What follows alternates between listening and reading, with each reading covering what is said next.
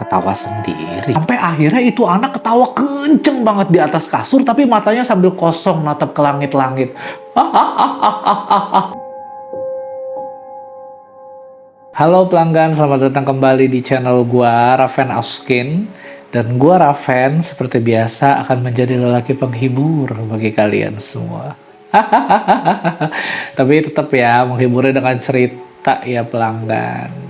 Hari ini gue akan membawakan cerita horor tentang kehidupan seorang anak yang dia terkena imbas dari kelakuan dosa kedua orang tuanya. Gimana ceritanya? Terus pantengin channel gue sampai selesai.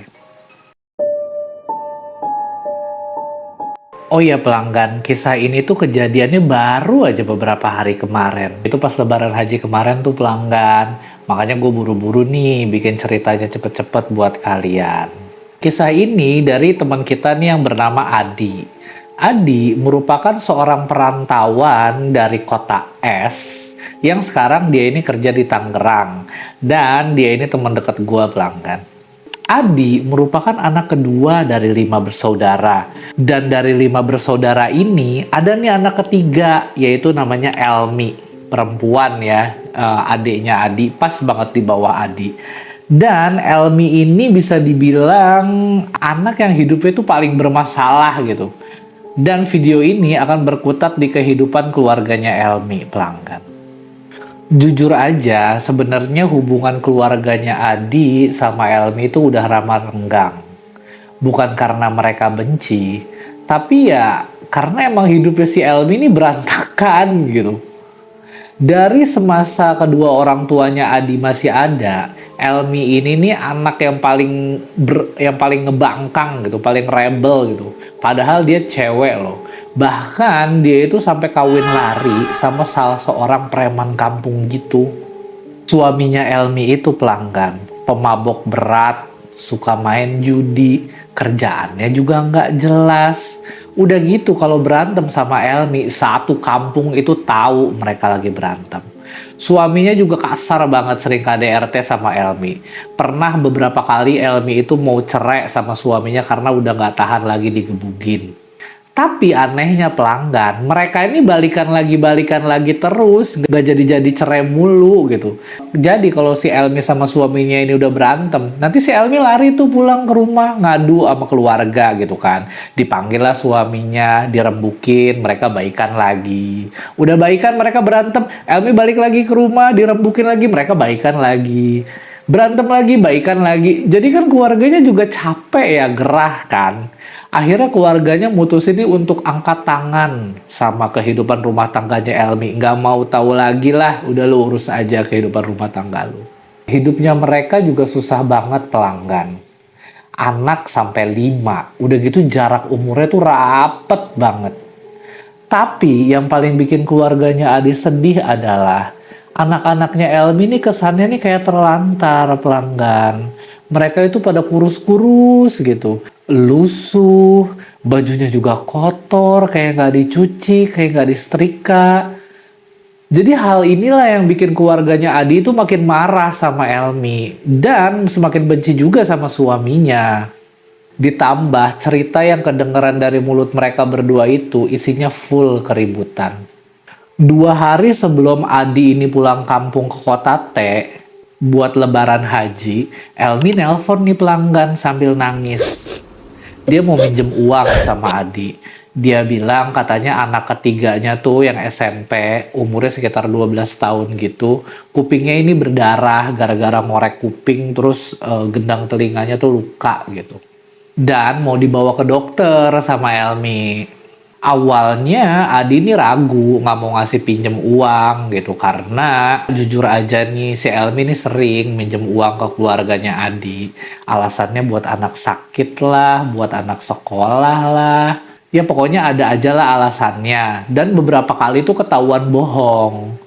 Makanya keluarga Adi termasuk si Adi tuh males sebenarnya. Tapi entah kenapa pelanggan di saat Elmi telepon itu dia ini nangisnya nih kayak kedengeran bener-bener panik gitu. Dari suaranya bisa didengar kalau si Elmi ini nih nggak bohong. Sampai akhirnya sama Adi ditransfer lah tuh uang 200.000. Ya udah nih uang gua transfer 200.000, bawalah anak lu ke THT. Si Adi nih mikirnya nih ya udahlah kalau buat anak sakit mah toh ponakan gua ini. Lagi pula kan gue juga mau balik kampung kan, kalau bohong juga pasti ketahuan. Singkat cerita, pulanglah Adi ini ke kampungnya buat lebaran Idul Adha kemarin pelanggan. Si Adi tuh sampai di kota T itu pas malam takbiran. Terus dia tuh nginep di rumah kakak pertamanya cewek, yaitu namanya Teh Eis.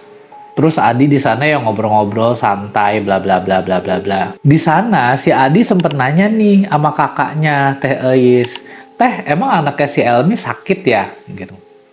Terus kata Teis, ya nggak tahu ya, kemarin sih si Elmi kesini mau minjem uang. Katanya anaknya kupingnya luka gitu, buat berobat. Tapi teteh juga belum lihat sih, kata Teis gitu. Terus si Adi bilang gitu, oh ya udahlah besok abis orang-orang pada motong korban, gue lihat ke rumahnya sekalian ngasih daging. Besok harinya sekitar jam 4 sore tuh, abis orang-orang pada motong korban, pergilah nih si Adi menuju rumahnya Elmi nih, mau ngecek anaknya sekalian bawa kantong korban tuh daging buat Elmi. Kucuk kucuk kucuk gitu jalan dia. Pas sampai di rumahnya Elmi, terus kan si Adi masuk ke dalam kan. Di situ perasaan sedih dan miris langsung menyelimuti hatinya si Adi pelanggan. Adi ngelihat suasana di dalam rumah itu sempit, berantakan, baju kotor di mana-mana, pengap, berdebu. Pokoknya nggak layak lah buat ditinggalin sama 7 orang gitu. Elmi suami sama 5 anaknya.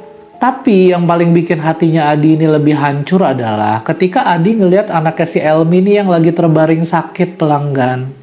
Badannya tuh kurus banget katanya. Udah gitu tulang rusuknya tuh sampai kelihatan jelas gitu. Dan kulitnya itu kuning, pucet gitu. Tapi perutnya tuh malah buncit, udah gitu keras gitu, persis banget kayak orang busung lapar.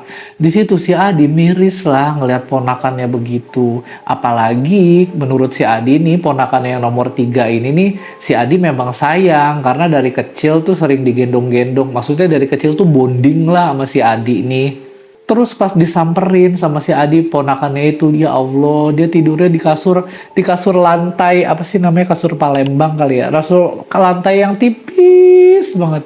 Udah gitu ngerintih lagi ke si Adi, Mang, Abdi sakit, Mang."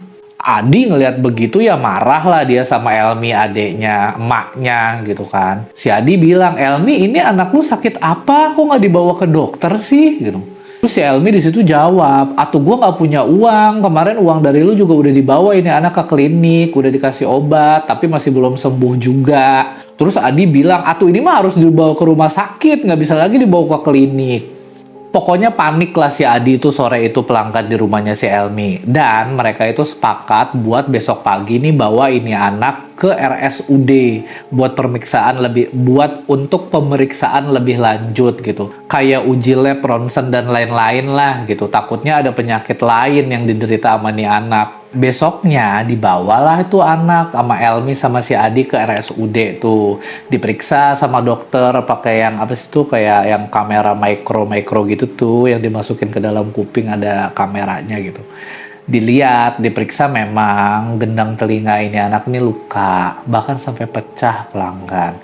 Gara-gara dikorek, mungkin dia koreknya pakai apa kali. Jadi ada sobekan gitu di gendang telinganya. Tapi selain itu, anaknya Elmi juga diperiksa nih, kayak periksa darah, uji lab, ronsen, dan lain-lain lah gitu. Takutnya ditemukan penyakit lain kan, karena ngelihat kondisi fisiknya. Tapi alhamdulillahnya, kata dokter, berdasarkan hasil uji lab, si anak nih organnya tuh baik-baik aja gitu, nggak ada penyakit lain. Si dokter bilang anak ini panas nih kemungkinan karena memang ada peradangan di telinga kirinya kan, dan si anak ini nih didiagnosa kekurangan gizi pelanggan. Hal itu membuat hati si Adi ini sedikit lega gitu, kayak oh alhamdulillah lah kalau nggak ada penyakit lain gitu, cuman gendang telinganya doang. Ya, Adi nganggap ya penyakitnya nggak parah gitu. Akhirnya kan dikasih tuh obat, diresepin sama dokter kayak antibiotik, penahan nyeri, dan lain-lain. Dibawalah pulang ini anak ke rumah sama si Adi sama si Elmi. Pas malam harinya, ini anak nih masih ngeluh sakit di kupingnya, dan suhu badannya tuh panasnya naik lagi pelanggan. Tapi di situ Adi sama Elmi mikirnya ya, mungkin efek obat sama ini anak kecapean aja kali. Apalagi juga pas besoknya ini anak alhamdulillah panasnya turun. Sama kupingnya katanya nggak begitu sakit daripada hari-hari sebelumnya. Dan anaknya Elmi ini juga sempat makan banyak sama tidurnya tuh bisa pules gitu. Sebelumnya mah nggak bisa. Makan dikit muntah, terus ngerintih pas lagi tidur juga kebangun karena kupingnya sakit. Tapi alhamdulillah abis dari dokter kemarin tuh si anak ini makannya banyak sama tidurnya tuh pules pelanggan.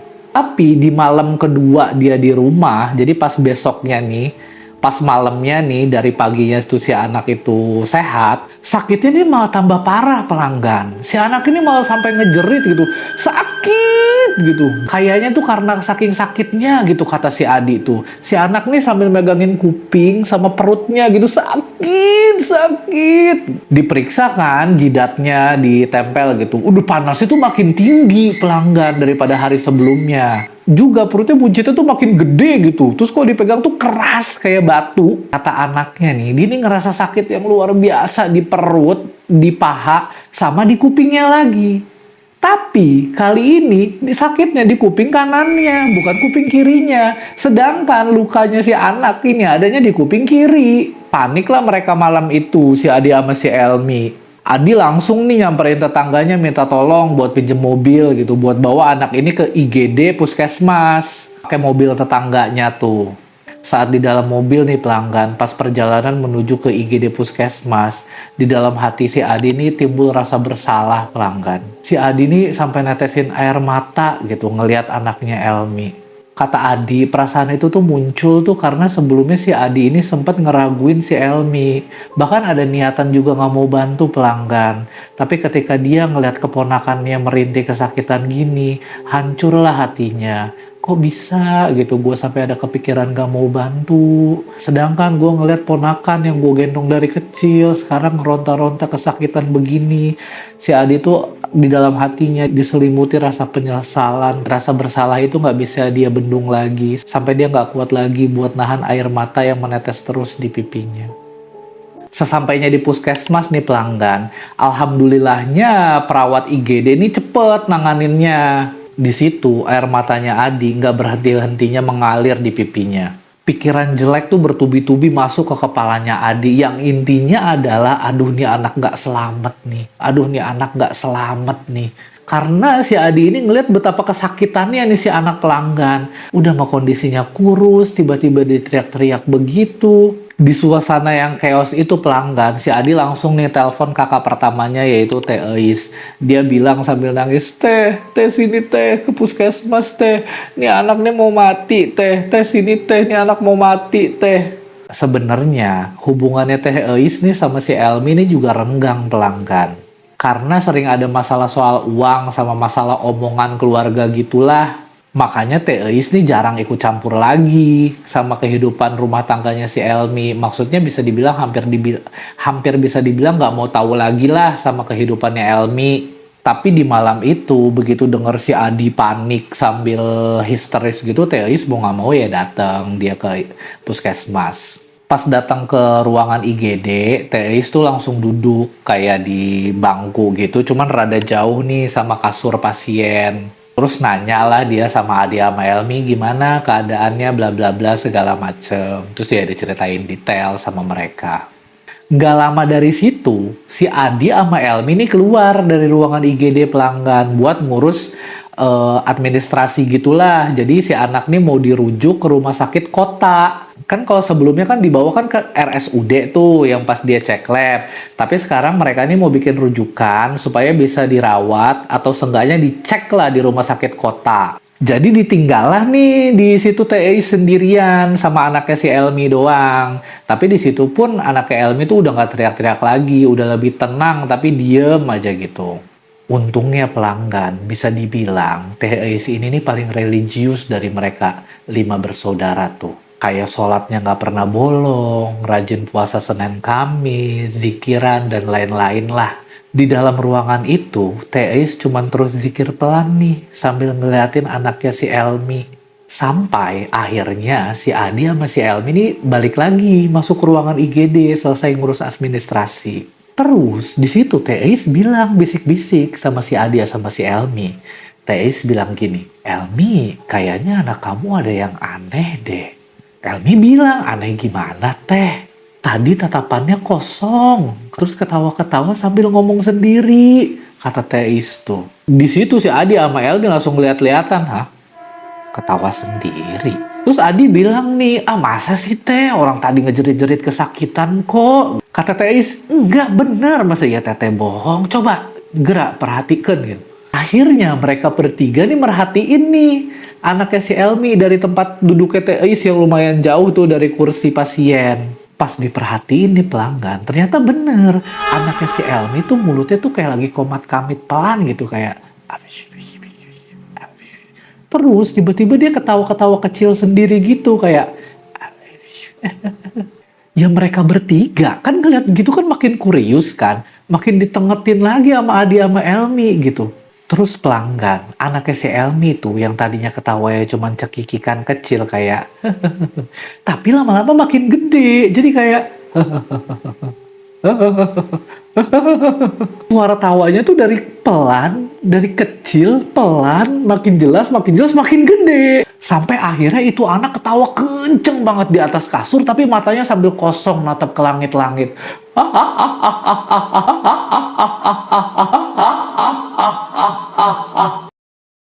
Terus di situ Teis bilang, udah ini mah nggak bener, panggil Ustadz Cepi.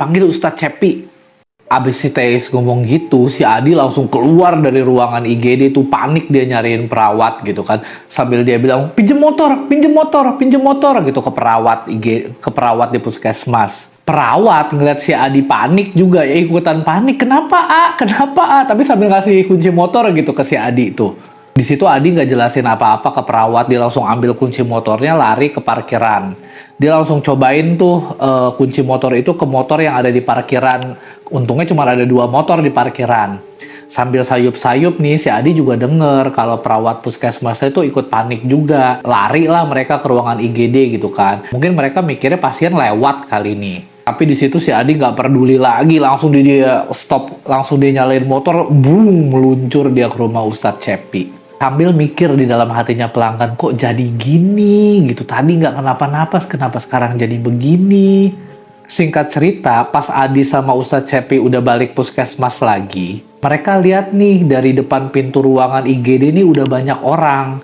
Di situ ada Teis, Elmi, sama beberapa orang gitulah, entah mungkin security atau orang lewat gitu.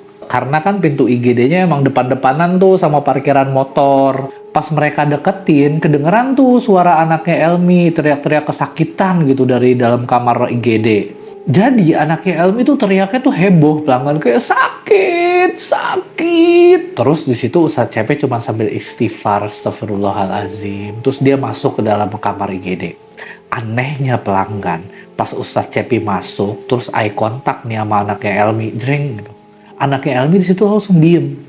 Yang tadinya teriak-teriak tuh langsung diem, melotot, teriak ke Ustadz Cepi. Ngapain siap pergi?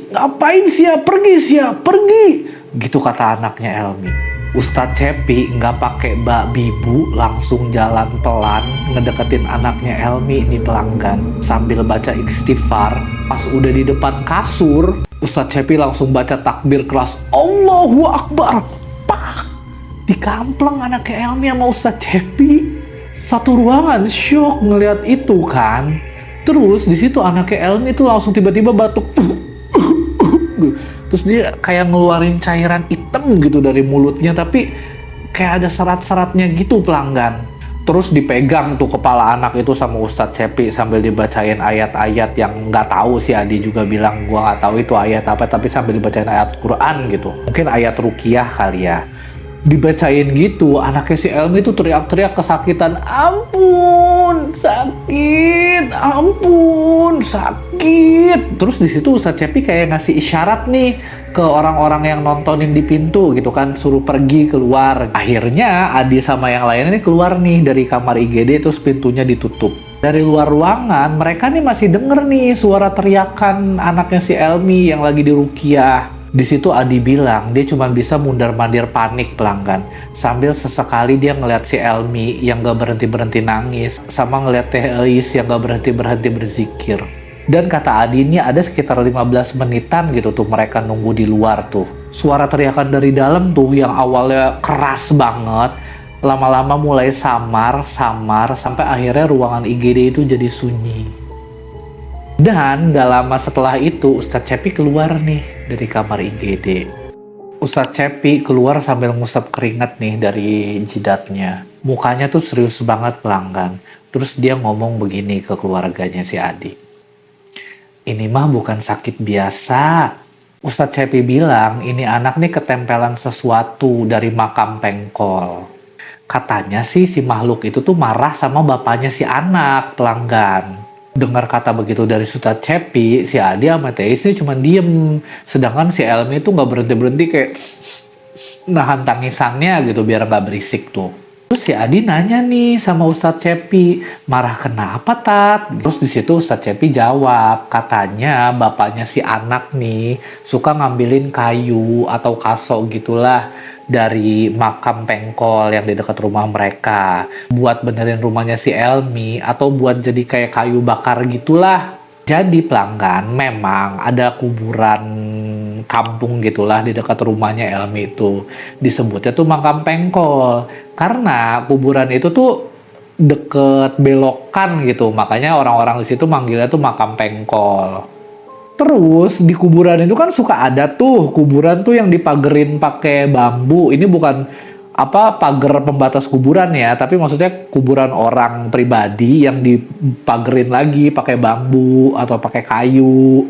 Bambunya atau kayunya diambilin lah sama suaminya si Elmi katanya buat benerin rumah lah atau buat jadi kayu bakar. Katanya kalau suaminya si Elmi mabok nih sama teman-temannya nih, mereka emang suka pada bakar singkong, ubi atau apalah gitulah buat dorongan gitu.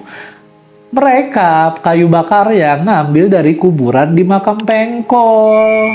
Terus kan di situ Elmi nanya kan ke Ustadz Cepi kan, Tat kok yang kena malah anak saya gitu, kenapa nggak suami saya aja yang dijailin? Terus di situ kata Ustadz Cepi, bapaknya ini kuat, jadi gangguannya tuh susah kena. Mungkin suaminya si Elmi itu punya pegangan atau apalah-apalah gitu kali ya pelanggan, namanya juga preman gitu kan. Terus kebetulan mainlah anaknya si Elmi nih maghrib-maghrib di kuburan itu, kata Ustadz Cepi itu. Terus si Adi bilang kan, Elmi lu gimana? Anak maghrib-maghrib malah main di kuburan bukannya disuruh pulang. Si Elmi jawab nih, enggak begitu Itu anak di kuburan lagi ngambilin aqua bekas buat dikiloin. Atau bahasa simpelnya lagi nyari rongsokan lah gitu. Karena kan sebelum lebaran haji nih banyak orang nih yang ziarah nih ke makam Pengkol. Jadi banyaklah di situ pelanggan aqua bekas. Nah nih anak maghrib mungkin karena sore masih rame kan orang-orang ziarah. Pas maghrib kan kosong tuh. Diambilin lah aqua bekas itu di kuburan di makam Pengkol tadi buat dikiloin. Dapat jawaban itu pelanggan, hatinya si Adi makin teriris. Ya Allah, kok bisa ya ponakan gue sampai mulung rongsokan. Tapi alhamdulillahnya pelanggan, setelah malam ruqyah itu tuh kondisi anaknya si Elmi ini semakin membaik. Perutnya nih udah nggak keras lagi, demamnya juga udah turun. Dan dia juga udah nggak jerit-jeritan lagi, kupingnya sakit. Sekarang tuh udah tinggal pengobatan di kuping kirinya aja, yang karena memang beneran ada luka kan. Terus kalau Adi sendiri beberapa hari setelah kejadian ruqyah tadi tuh Adi udah balik lagi ke Tangerang buat kerja kayak biasanya.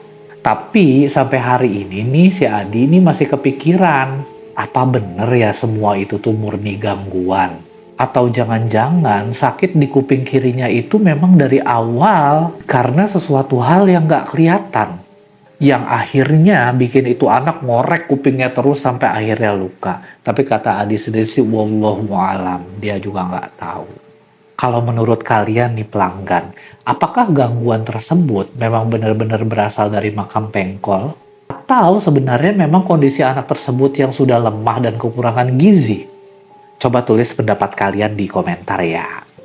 Tapi pelanggan, dari kejadian ini, gue kepikiran satu hal nih, yaitu bahwa kadang yang serem itu bukannya setannya, tapi keadaan hidup seseorang. Sampai anak kecil harus nyari rongsokan di kuburan pas maghrib-maghrib pelanggan. Kalau menurut kalian gimana nih? Komen juga ya di kolom komentar. Ya begitulah pelanggan cerita kali ini. Ini kisah nyata ya, dan kejadian itu fresh baru beberapa hari yang lalu. Belum ada seminggu kayaknya gitu. Ini si adiknya sendiri yang langsung cerita sama gue. Gua, Raven Askin, sang lelaki penghibur, ngingetin lagi nih sama kalian para pelanggan. Kalau sekiranya kalian merasa terhibur sama servis gua, jangan lupa kasih tip. Kasih tipnya dengan cara apa? Dengan cara like, subscribe, share, komen, dan lain-lain. Jangan lupa nanti di minggu ini gue akan upload juga tuh lanjutan STH tentang siapa Freemason, Illuminati, dan kawan-kawannya ya. Dan sampai jumpa di episode selanjutnya. Gue Raven Askin, lelaki penghibur. Mohon undur diri dulu dan bye.